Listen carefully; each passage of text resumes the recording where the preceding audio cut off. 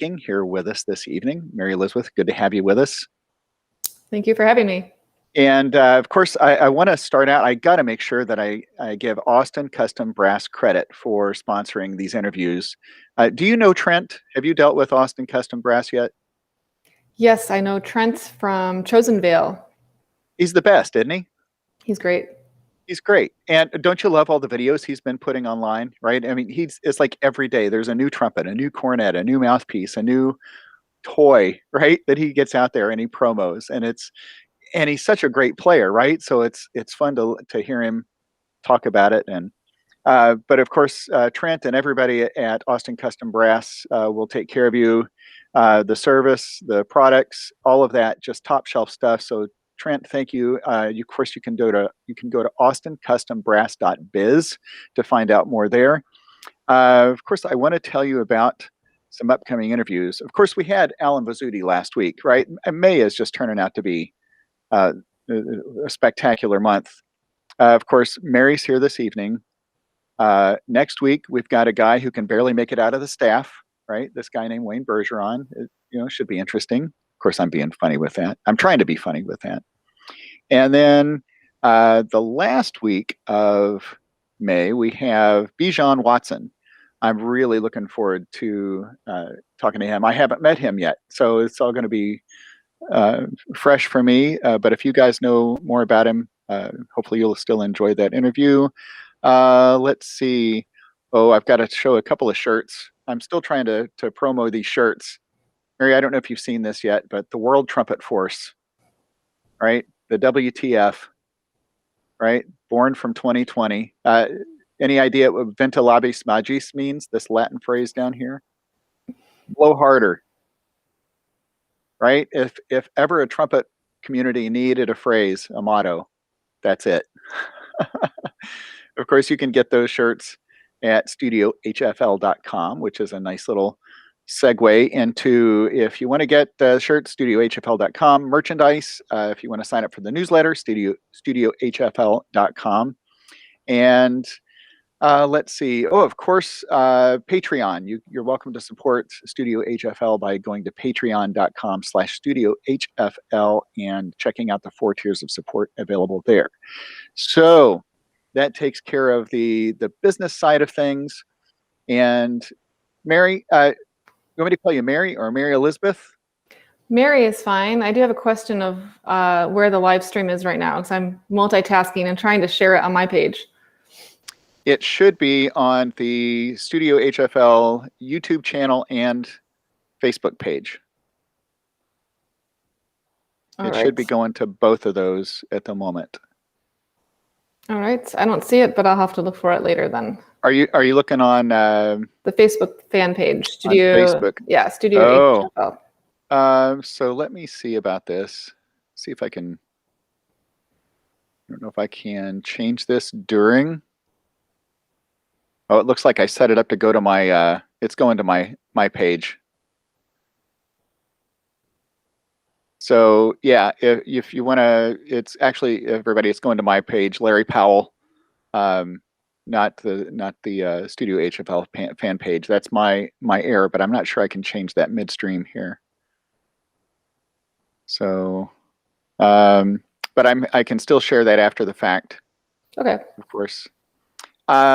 Okay, so it's been a couple of years since we talked.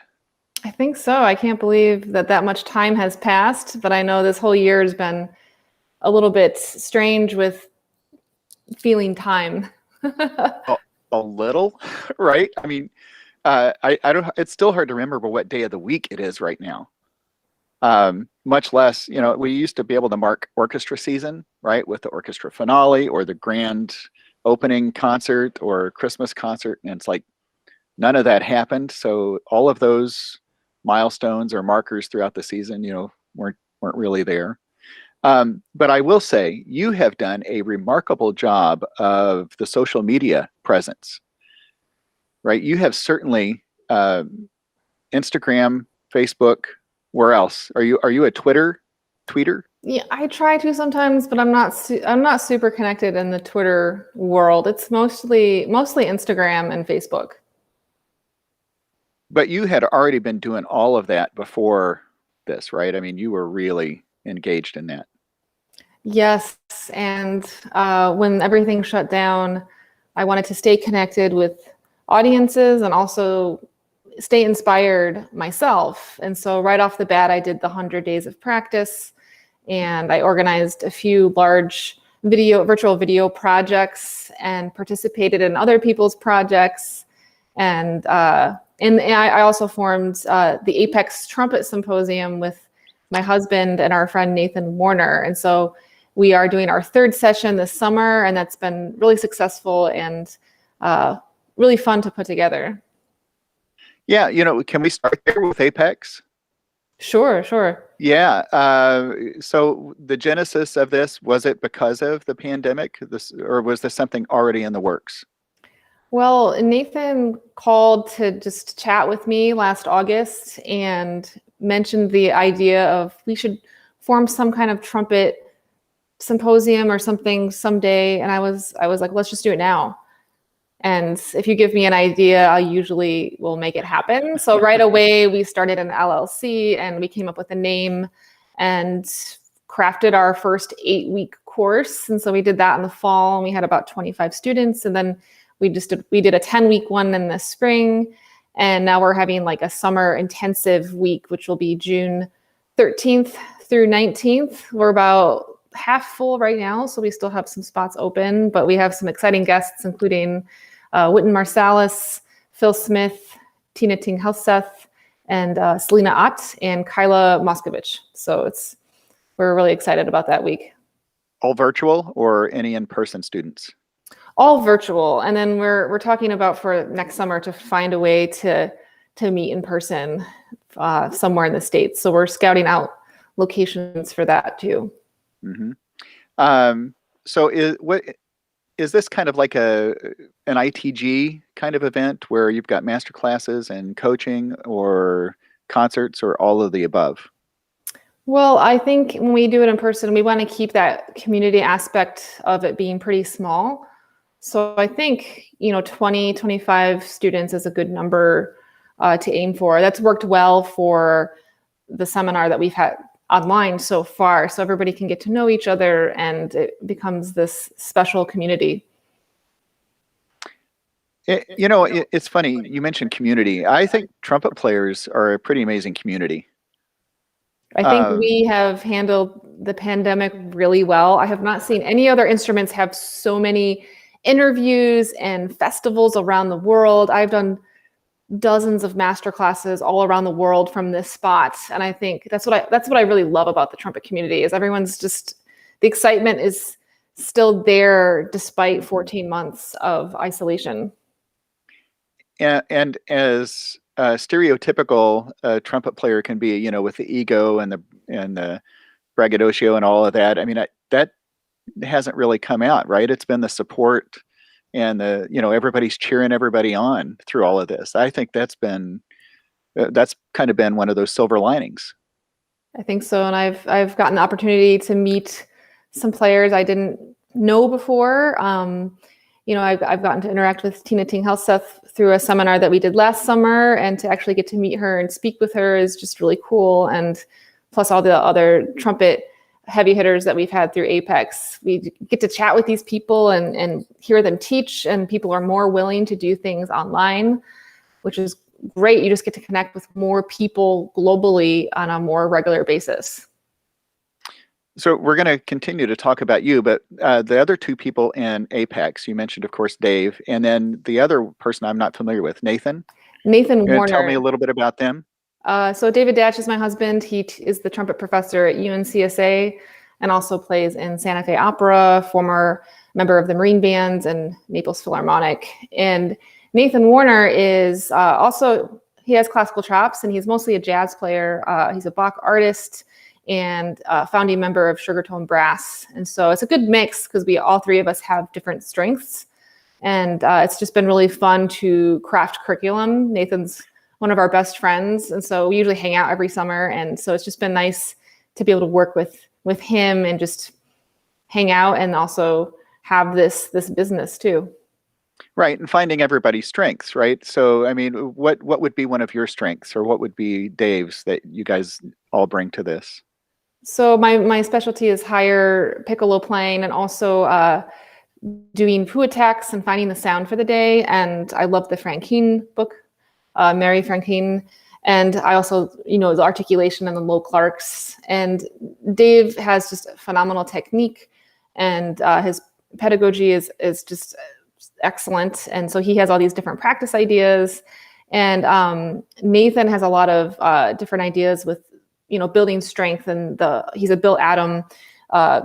He goes through the Bill Adam routine, and he also has these incredible lead chops, but then he can go and play piccolo too. So we learn from each other, and we present these different ideas in the classes. And I think it's just fun to share the different ideas with all of the participants.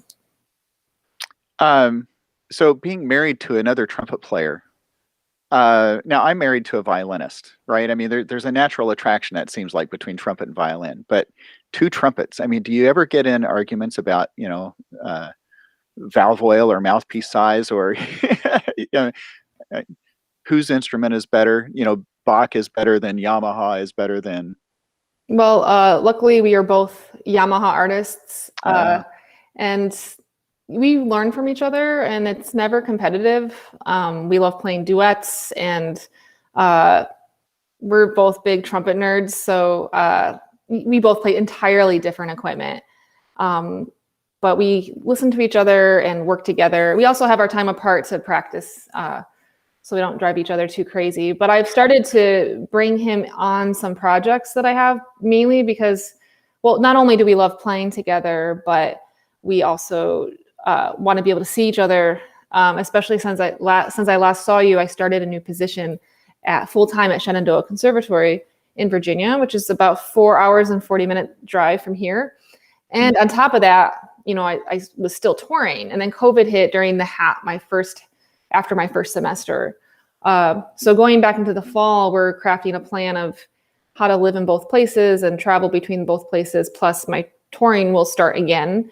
So I tour with the string quartet, members of the Cassia Ensemble. And so I've brought him on some of the concerts, and we've just expanded the pieces to include two trumpets. And also we're commissioning a new concerto by Tyson Davis for two trumpets and string orchestra. And so he'll be on my next album, which will be my first orchestral album of new concertos for trumpet. And so he'll be on that one piece, and then we'll be able to premiere that piece the season after next. And so we're just always looking for ways to collaborate, so he can come on the road with me sometimes. Okay, so you hit on all these things I was going to ask you about, right? So I mean, this new album that you've got, but it's not just a new album, but this is specifically for new works, for commissioned works. Yes, and the first work is the concerto that I commissioned. I think I told you it was in the works when I last talked to you, the new concerto by Vivian Fung. And I gave the premiere March 6th in 2020, right before everything shut down. And then, so all the subsequent performances have been canceled, but there's 8 more orchestras in the consortium. So they will happen. It's just going to be spread out over the next 2 to 3 seasons. So that's exciting. But I'm recording with Chicago Youth Symphony, which is, I'm from the Chicago suburbs, and the orchestra's phenomenal. They play at a professional level. And so I'm excited. I'm making those plans now. And it's just exciting to see things starting to come together for that project. These commissions, do you give many parameters? Do you ask for certain things to either be in or not be in these works, or do you just give them go right? Well, with Vivian, we met in person. We thought it was really important for such a massive project to meet each other and get to know each other a little bit. And I also played a little bit for her and showed her the different trumpets that I have. And so we ultimately decided to have the piece be focused on the E flat trumpet, flugelhorn, and then ending with the piccolo. And she really stretches the range on the piccolo. And so it highlights my strengths, but it also is challenging me a lot. So it's going to help. I see it really helping me grow as a player the more that I play it. And it's really fun and energetic and chaotic. There's a hip hop sounding section. It's just a really cool piece with a lot of colors, and it keeps you on the edge of your seat. Do you feel like she captured some of your personality in that? I think she did because she mentioned that she really liked my story of, I started my solo career when I was 27, so I felt like I was very behind, and I'm a Enneagram 8, and so I'm just this person that just takes challenges and conquers them, and can be a workaholic. But I'm very goal oriented, and I love a challenge, and I just love pushing the limits of what I can do, and so I think she captured that kind of chaotic part of my personality of just the internal struggle, but then always thriving and always taking a challenge, and if that makes sense. And so Yeah, absolutely. yeah. Yeah, I never really thought about that. To say, okay, I want you to write in here are my, like, I can triple tongue like crazy, or I've got high chops, but to really think about trying to write to that personality, maybe you would have to spend a significant amount of time around that person, I think, to get to know, like, do they have a really dark sense of humor? Do they have a sense of humor at all? Right? Are they chaotic, like you kind of described yourself with that? So it's just kind of given me some insight and maybe to what composers, what other things they might consider. Has anything come across your music stand that you're like, oh, I can't do that? we got to change that. Yes, and there were a few measures here and there where I tried, and if it wasn't happening, or we would just modify it so it would sound like I could do it, but it didn't sound as flashy as it could. So we made some changes in regards to that, and then there were some measures that I thought, there's no way I can do this, and then after a couple of weeks, I was able to do it. So yeah, there was like some give and take with that. Even talking to Alan last week, and of course, Alan Vizzuti has written some crazy, crazy stuff for the trumpet, right? The first time we ever saw Cascades, right? I mean, I don't know if you're like me, but you're like, I'll never play that. And then, after some time, you're like, I can play it. Well, maybe not up tempo, right? But it's like all this new stuff. It just adds not just to the repertoire, but I think it adds to what am I trying to get to, the level? Yeah, this level of that all. It's not like we can all just play the row parts on Dante and Allegro, right? It's not like we can all just play the Haydn. Now it's like people are trying to play Rextreme. People are trying to play. What was that piece that Sergei did? The really crazy Ad Absurdum. All of that stuff just pushes us to all get better and better. And of course, I will never actually step on stage and play any of that stuff because I'm smart. I know my limits, right? But no, bravo to you for embracing this. And I just think I've heard you play. Of course, you play beautifully. And I think I first heard you. I can't remember the video. You were outside. It's really lyrical. Oh, the music video for Catherine McMichael's Totem Voices. I don't remember, with but yeah, yeah. But really beautiful sound. So was that one of the earliest videos you had done? That was a video that I did for my first album that I put together in 2014, and so that was not my first things that I was putting out in the world. I started my journey in my late 20s, and I started by posting some live performances on YouTube, and some of them were performances at the BAM Center where I studied with Jens Lindemann. And some of those videos are the ones that really sparked people's attention, especially the performance of Girl with the Flaxen Hair on piccolo. Mm-hmm. And I did a couple other videos too in that setting, and those really got a lot of attention. And then I started thinking of more ideas for new videos. Not only because it's great to have live video footage too, that's with a great camera, but capturing that live performance.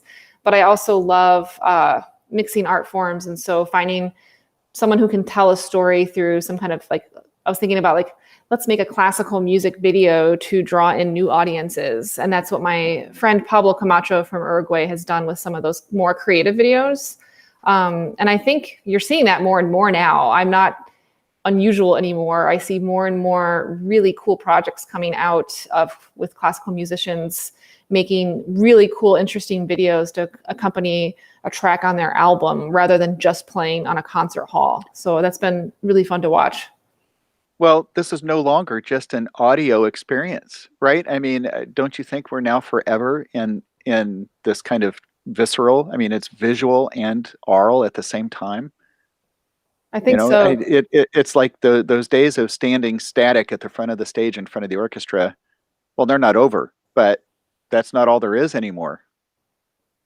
Right, right. And I think, you're seeing more and more artists connecting through social media platforms and posting more video, doing more interviews with people. And it's just, I think if you don't do that, you're going to be kind of left in the dust, so to speak. Your experience with social media, like I said earlier, you were already into this before the pandemic. I'm trying to think, where in the world is this going to go, right? I mean, because we're here now where it's like every day we're posting multiple times online. You think it'll continue this way, or do you think what could even evolve from this? How are we going to continue to stay fresh and new, trying to reach fans? I think this is probably going to last a while. I'm sure it'll morph into something else because I'm generation, I don't know, maybe generation Y, whatever that one is in between Gen X and so, when I was in college, I was one of the first people to join Facebook because it was only for Ivy League schools. And so I remember like some of my Facebook memories from 2004 when it first started are very different than what I post now, because before it was just a site for your friends at school.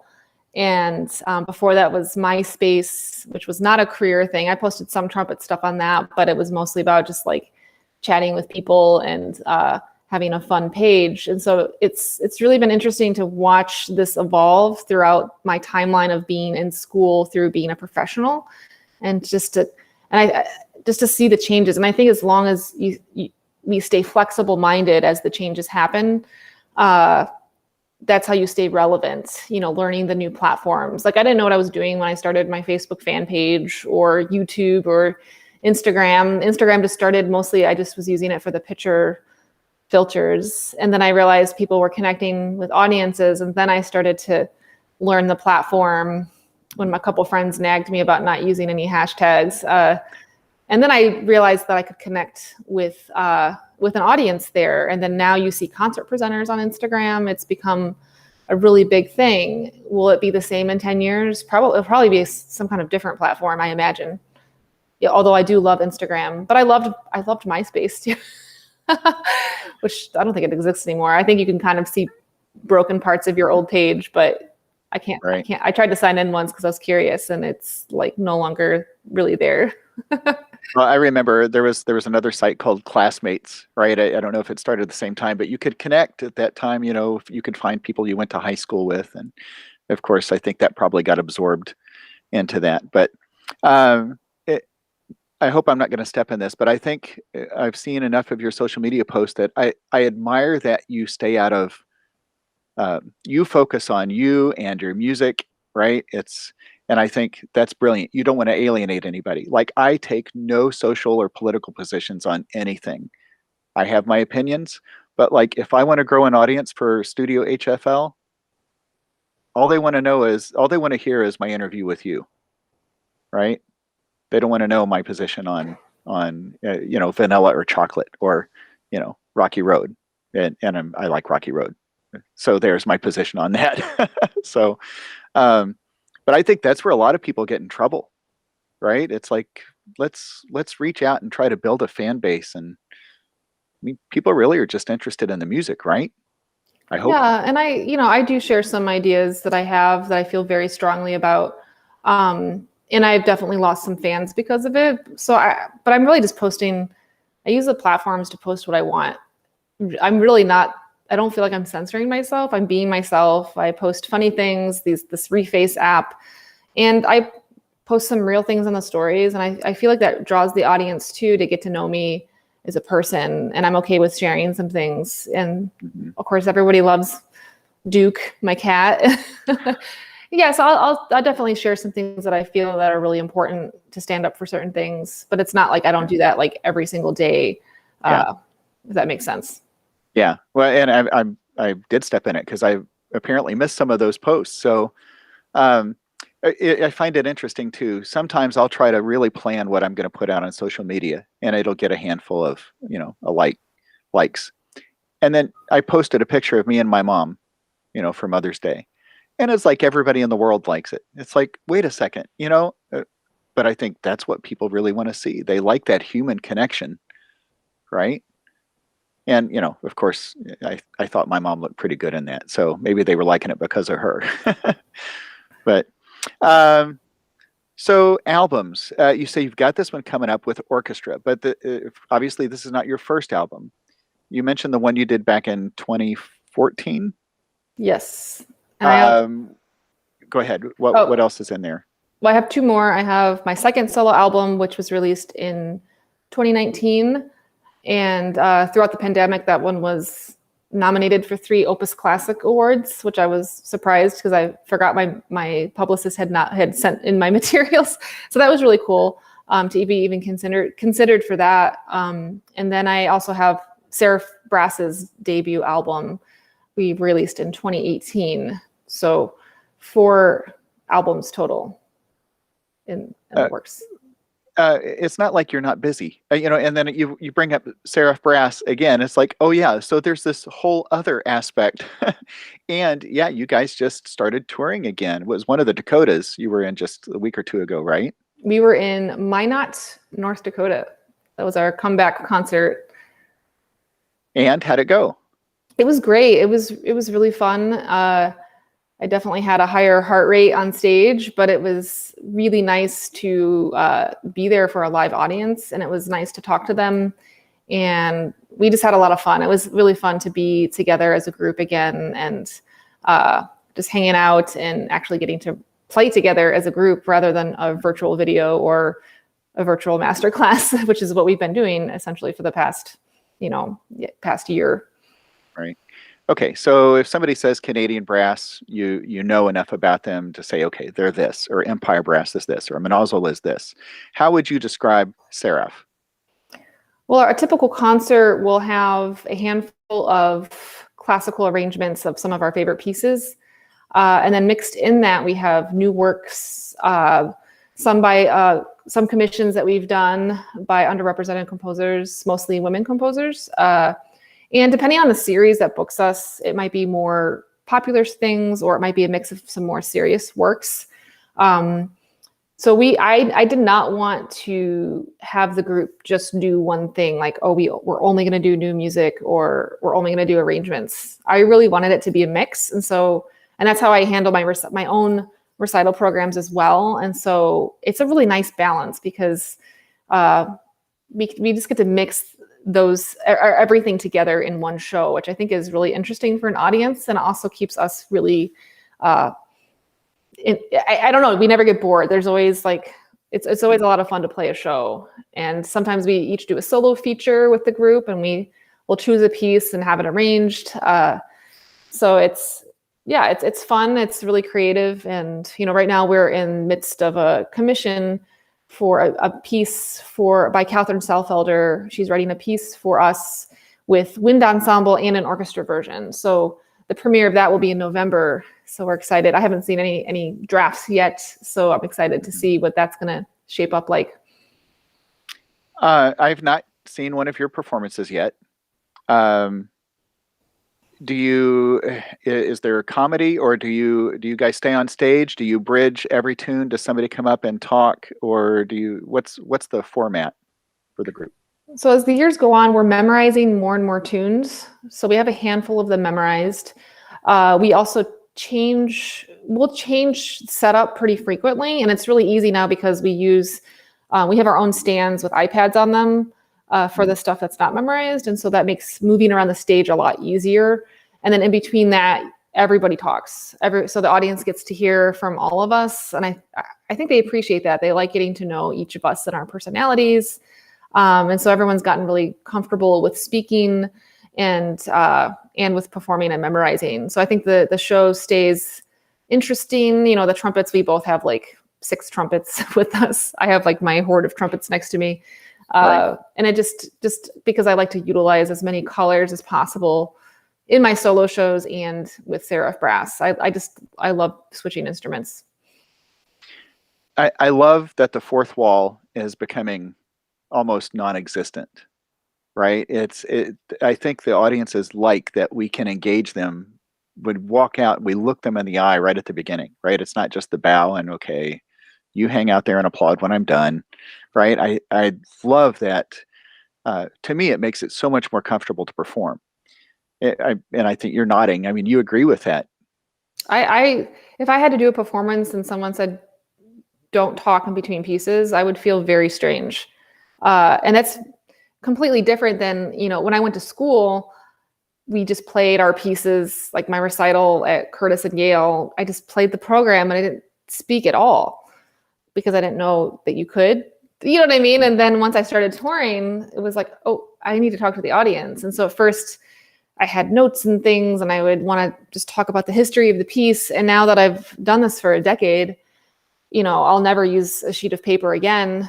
And I'll talk about the piece if it's interesting story. I know when I talked to the audience in North Dakota, I told them about how my family used to go on vacation every summer in our van and we would drive across the United States. And so every time, you know, I'm driving through that area, I've been to North Dakota many times. We've gone to the Badlands, we've driven through. And so it's very nostalgic and it feels like home to me. So, you know, I improvise when I talk to an audience now, and I'll usually find out something about the town and relate it to the story that we're telling on stage. And we play this piece by Catherine McMichael called Virgo, and it's really peaceful and beautiful.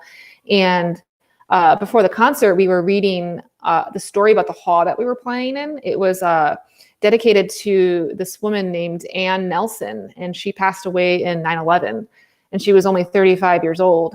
And she had this like, and then so Jean is the one, the other trumpeter, was doing all this research on her just because she was curious about who is this woman.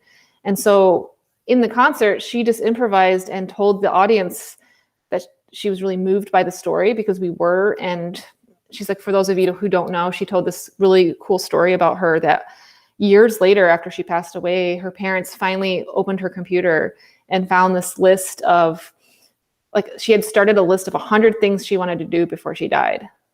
So it was just like her parents got to see that. And so we dedicated the piece to her. And it just made it so much more special.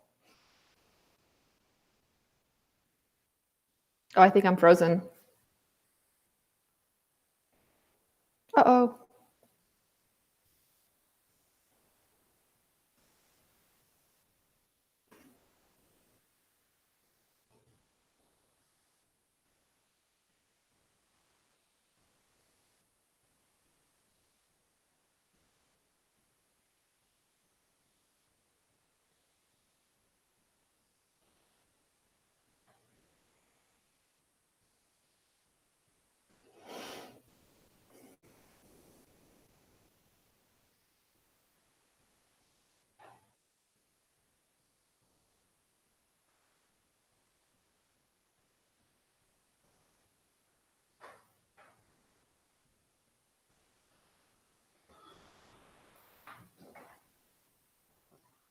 I'm not sure if I'm live by myself, but I think it's frozen.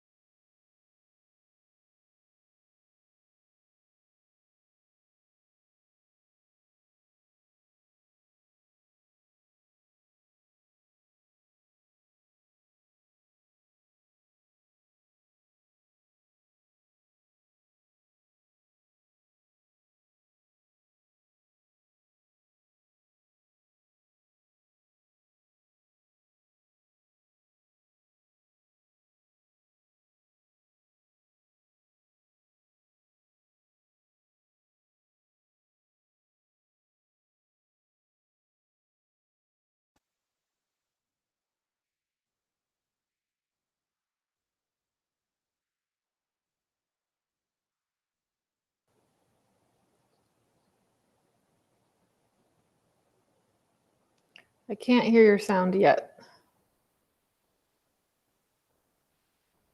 Now, are we set again? I can hear you. Okay. Oh my gosh. Mary, I'm so sorry. This Spectrum, I don't know if you're on Spectrum or what, but oh my goodness. What a time for it to go down. So it said that everything was still running when everything came back on. So I'm going to have to edit out a few minutes of dead space. Okay. My goodness. We were solving world hunger, I think.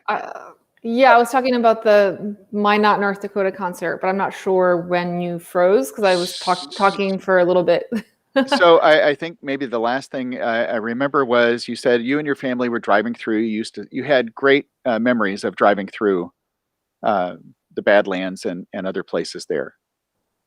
Yeah, and I remember what I was going to say now. So for one of the pieces that we play, which is really beautiful, it's a movement of a piece that Catherine McMichael wrote for us called Virgo. When Jean was talking to the audience, she was telling the story about the concert hall. The concert hall in Minot is dedicated to this woman named Ann Nelson, who passed away in 9/11, and she was only 35, and she was a very motivated young woman, and her parents still honor her every day, and they set up a lot of foundations in her name. And years after she passed away, probably 4 or 5 years, they found her computer and they found this list of 100 things that she wanted to do before she passed away. And so that's really led the parents to, just to feel connected to her again, but then also, have foundations in her name based off of these things that she wanted to do. But the things that she wanted to do weren't all career driven or travel. They were like, be kind, be a good friend, things like that. And so we dedicated the piece to her. And so it's just fun to talk to the audience and make it personal if you can, if you feel a connection to the town in the short time that you have there, rather than just talking about a history of a piece. Okay, so on a much shallower note, I used to tour with a group, and wherever we would go, we would try to find the mom and pop barbecue place, and then mention that. Of course, the food was always great, but then we would mention that at the show, right? Of course, that connection, right? So it's not as it's not as deep as what you're talking about, but you're right. I mean, anytime you can make a connection, uh, you should do it, because then they feel like, oh my gosh, they came just to perform for me. you know. Um, so after not being together for how long? I'm sure you guys were all thrilled to share the stage again. Yeah, it was great. It was a lot of fun. We did our typical 5 hours of rehearsal the day before, and then dress rehearsal and play the show. And yeah, it feels more vibrant with some time off. We were touring a lot in January and February of 2020. We were on the road a lot, and yeah, it's great to be back. And of course, I felt much more adrenaline on stage, but yeah, it was a nice comeback concert. So we're excited to return in the fall with more concerts. I want to go back to the fourth wall thing for just a second. Of course, you can break that down with the Seraph Brass and maybe some solo recitals. But what happens when you step on stage with an orchestra? Do you feel like you're limited there, or do you have conversations with the music director and say, I'm going to do this? That definitely is doesn't feel as personal to me. So I really try to dive into the music making. Of course, when I'm playing a show in any way, that's the main priority. And I think with a concerto where it's more formal and you're not speaking to an audience before, most of the time you're just coming out and playing the concerto. The time to connect with the audience is during the intermission and after the show. And that's the case for any concert as well. It's a given, Mm-hmm. And so, I mean, that personal connection during a concerto, I just commit to the music, and I know that I'm going to meet the people after. And so it's a little bit of a different experience. So what's your fan base like? Are they bringing T-shirts and albums to sign, or they just want to get a picture with you? Or I mean, what's that like? I think people they still like to buy physical CDs. I think people like that, and they like the signature just to have like a memento. With Seraph Brass, we do more of the merch. Like we have T-shirts, and now we just ordered some bags. So it seems like the brass quintet thing, people love to buy more things. Like having like the T-shirt is a pretty typical thing for a touring brass quintet. But yeah, I'm still always amazed about how many people really love having the physical CD, despite how there's so many streaming services now. But people still buy CDs. But what about, they want to meet you. So what is, I mean, are they little kids, big kids, grown? I mean, who's coming to see you and like, oh, Mary, I love you so much. It's a mixture of people of all ages. There's people who love the trumpet who are any age.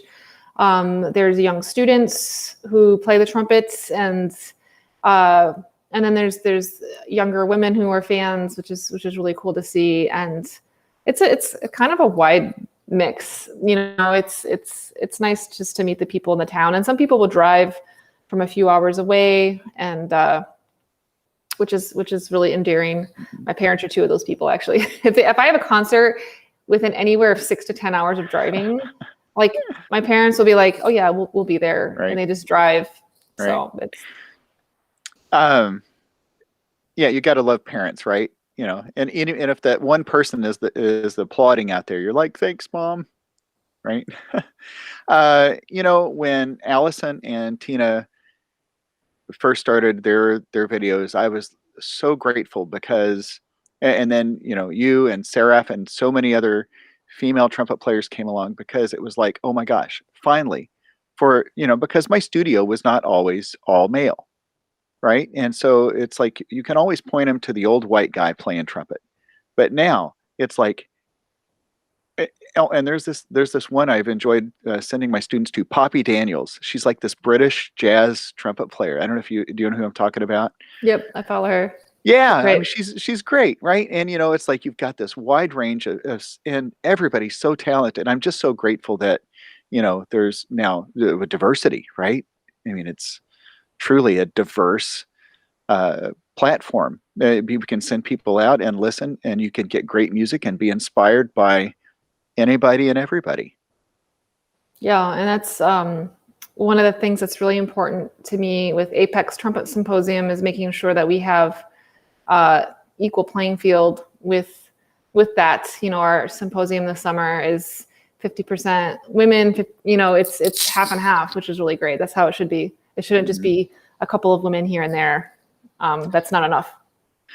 This year at UND, because of things, all the students had to do, we were told to give them unaccompanied pieces because they weren't going to have an accompanist to work with. So, I mean, we have this handful of rep. And then I thought, no, there's got to be some composers of color. Hey, maybe I just coined a term, right? Not just people of color, composers of color. So I find Dolphus Stork was the first name that came to mind, right? He wrote this really cool, I can't remember the name of it. It's a fanfare piece. And so I started putting all this stuff in front of my students. It's like, yeah, this is really cool. And we're finally getting to, I think the word you used earlier was underrepresented, right? And so again, really great music, but why hasn't this been played until now? It's like maybe well, not the excuse, the instance to use it hasn't come until now. But I'm glad we've got it, because all of a sudden now, our repertoire is just, I feel like it's exploded, what we've got to play. Yeah, there's my 2 cents on that. I can edit that out a little bit later. But what about you at Shenandoah? How did you handle the studio? By the way, congrats. I think you told me you went from 8 to 18 or 6 to 18 students. Yes. And I didn't know what to expect. I started last fall, and they were 8 in the fall and then 6 in the spring. And with recruitment, it was interesting because I didn't know what to expect. This year during my whole second year, we've had 8 total. And so when I was recruiting, not only did I have Apex, but also Seraph Brass did a summer seminar. And we've been doing tons of master classes around the world.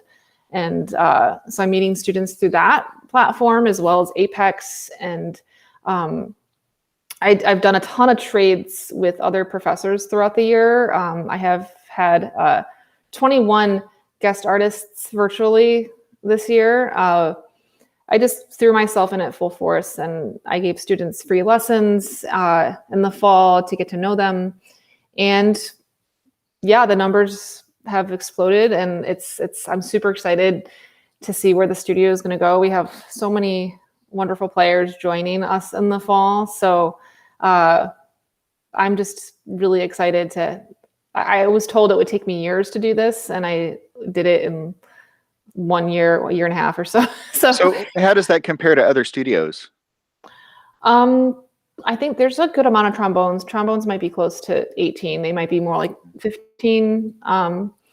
So I think trumpet and trombone are maybe the largest studios. I have to check the numbers for the others, but I think it's been a really good recruitment year overall for Shenandoah. The faculty are wonderful, and it's a great community. And I think people are starting to see that because of the professors that they've hired are really good at networking and social media and things like that. And so the world's getting to see the conservatory more. And I've worked really hard this year to put the school out there. I started the Instagram social media account for the trumpet studio. I'm not as active on that as I should be, but I try to share things and then tag it through my page. And then my followers will follow that school and be like, oh, I didn't know you were teaching. Can I take a lesson and see what the school is about? So I love teaching. It's great. And it's a really great way to balance having a solo career. And most soloists are teachers. And I think I feel like it's my duty to teach. And when I was 18, I said, I'm never teaching. I hate it because I never taught before. And throughout the years, just gaining experience, when I first graduated from graduate school and I was on the orchestral path, I was in Richmond playing in Richmond Symphony, and Rex Richardson was one of my first friends in town, and he needed an adjunct trumpet teacher. So he gave me my first opportunity, knowing I had no experience, but he said that was how he got his first experience. And he believed in me that I could figure it out, and I did, and then grew to really love it through that experience at teaching at VCU, and then just kept doing master classes. And then Shenandoah approached me to audition. I was not looking for a full-time job on top of being a full-time touring artist. Mm-hmm. And thought about it, took the audition and got it, and did not expect to get it, or I didn't expect anything. I kind of just did it for fun and got the job offer, and then decided to try it out. Let's try out two full-time jobs, because why not? I love teaching too. And for selfish reasons also, right? Because don't you feel like it makes you a better, everything? Definitely. I learned so much through my students, and they inspire me, and I'm so proud of them. And it's a wonderful community to be a part of, to share the students' knowledge that I've learned through the years. And I learn a lot about myself too, with problem solving and being able to connect with them. Do you find, I remember who you told me you studied with, but you can talk about that. But do you find that their teaching still comes through in the way you teach? I think so. I think I've definitely found my own way of teaching, but I definitely am inspired by watching other teachers. Like through Apex this year, watching all of these wonderful performers teach, like Sergei Nikaryakov and Pacho Flores, Tom Hooten. I take ideas from them and I'm going to try that. I like that. I'm going to share that with the students more, and I think that's how we become better teachers, is by being curious, staying curious, and being life learners from each other. And that's another aspect of the trumpet community that I really, really love.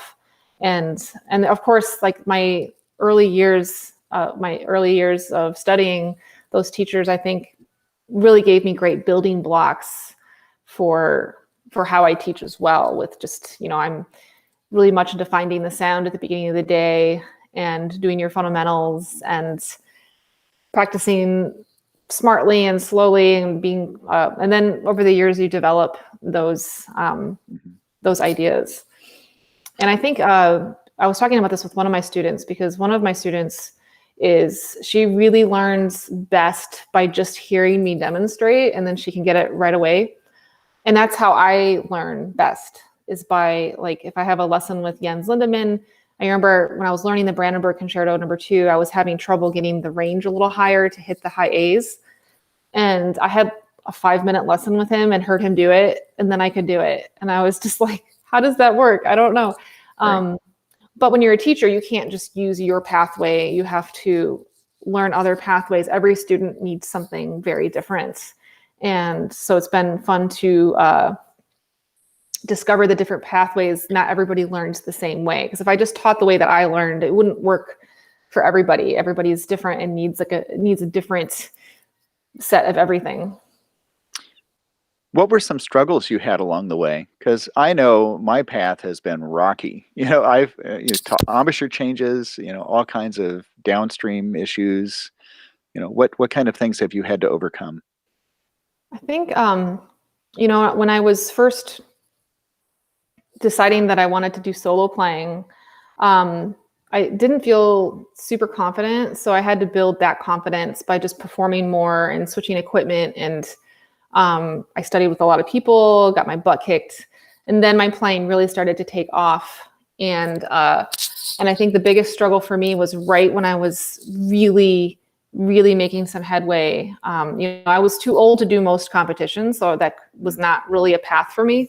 But there was one left, Ellsworth Smith, that I made the live round for. And I worked so hard that summer. I worked my butt off, and I was sounding really great and really making some new discoveries in my playing.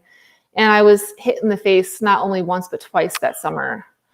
And the second accident was, I was just walking to my car late at night in Santa Fe visiting Dave, and somebody threw a Frisbee.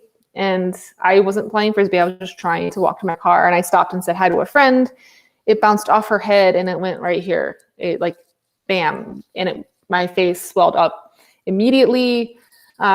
Dave watched it happen in slow motion, and it was just, and I still remember that moment. And I know other people have experienced far worse accidents, car accidents and things like that. And so this is just like a Frisbee, like really hard hit in the face. And I still have like this scar that I can feel here. And that was back in 2012. And so I had to change the way that I played. And at that time I had just signed with management. And I just got my first bigger concerto offer with a real paycheck. And, and I was like, oh, I have to figure out how to play. This is like, it was a few months away, but my playing changed, and I had to really build these muscles, which I didn't really have before. I was always like a kind of a natural player, but it would always had its limitations, so I had to really revamp things and learn how to play in a more efficient way. And I think it was a blessing in disguise, because it just made me better. My range got better. Everything got better when I had to figure out this problem. So it made me problem solve, and it made me a better teacher. Having to learn how to deal with an external injury. Most of us have to deal with that. And if we don't, I know players who have never had an issue, they get older. Well, your body changes when you get older. And so now I don't feel so freaked out about things, because I know that I can overcome things and figure it out. Yeah. Well, I've had some major issues this past year, which people have heard in previous interviews. But, I look at that as, okay, at least now I know how to get through that. And now I can help a student that may have to come through that, make that journey later on. So, it's like, if our life was completely smooth and easy, it's like, how effective of a teacher could we really be?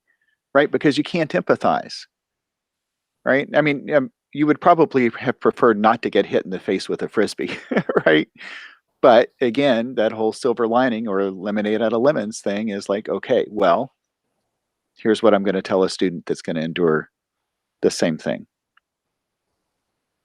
Definitely. Yeah. I think we learn a lot through just experiences, and that's how we become stronger. And, I'm watching the The Last Dance again on Netflix. The Chicago Bulls Michael Jordan Oh documentary. yeah, I grew up in that era, so it's like very nostalgic for me. But you yeah. know, like Jordan missed tons of shots and had lots of failures. It took him a long time to build up that team, and it wasn't an easy journey. But with the amount of perseverance and just staying super goal oriented, of course, he's amazing too. But you know what I mean? It's just I love that documentary.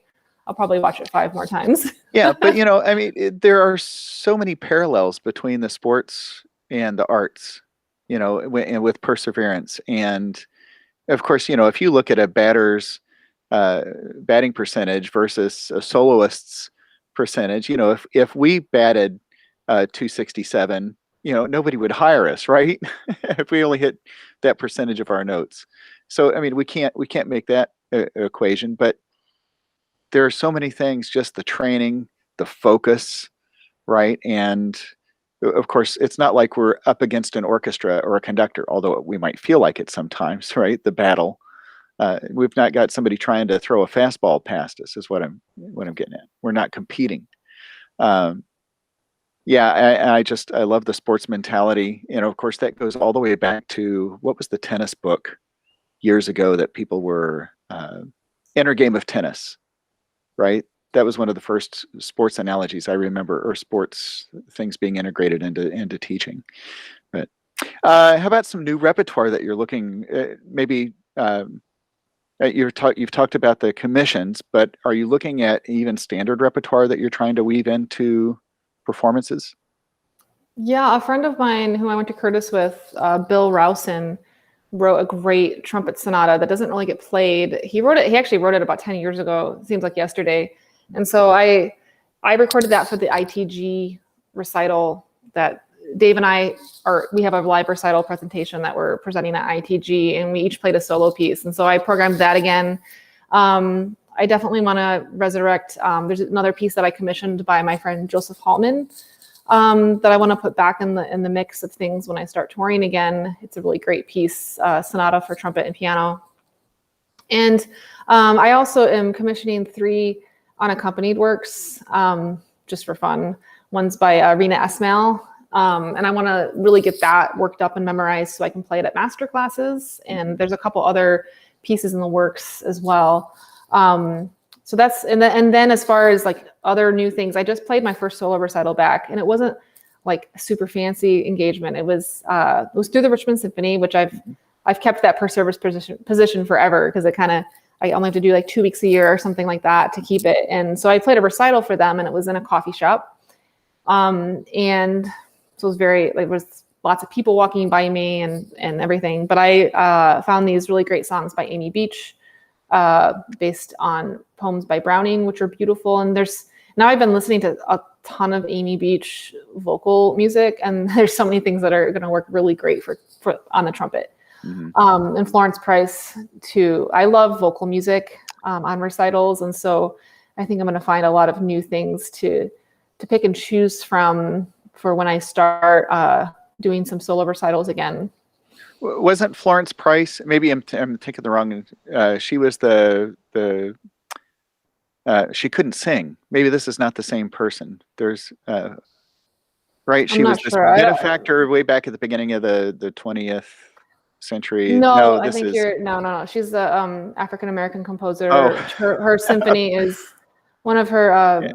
I think she was the first Black woman composer to have her work performed by a symphony orchestra. okay. Yeah, I was way off. Thank you for clarifying that, though. That's yeah. I'm having a senior moment. You know, I'm getting closer to that age where that's a real thing. Um, you mentioned memorization. Is that a goal for you to be able to step on stage anywhere and just be free of that music stand?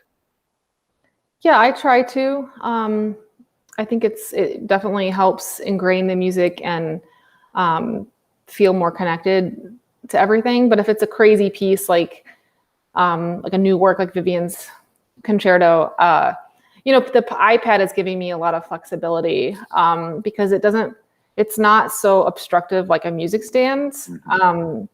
you can have it there and it's like not that noticeable. I noticed that Tina Ting Houseth uses it a lot Mm-hmm. and you barely notice it. So that, and then also I have not great eyesight when there's like bright lights shining at me. So, or if something's, or if it's too darkly lit.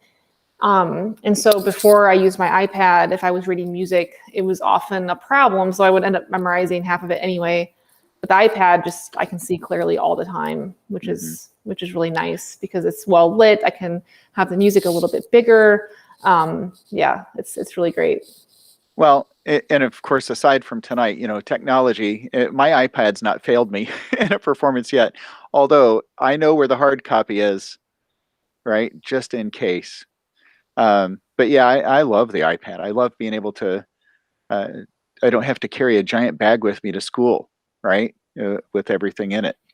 Um, the only problem I've encountered on stage is the foot pedal, right? It's sometimes not it's kind of awkward in Yeah, performance. I don't use the foot pedal. I either work out the page turns or I use this app called Blackbinder. Oh yeah. It's a pretty new app, but we have a relationship with them with Seraph Brass, so they have helped us make our music, tweaking the parts and stuff for us. So they've helped me with some solo pieces too. So you just you input the tempos, you press start, and then it scrolls. And then of course while you're playing, if it happens to be going too fast or slow, you can move the music with your hand as well. And then, so that's been really nice because I don't want to have to carry around another piece of equipment. Right. Right.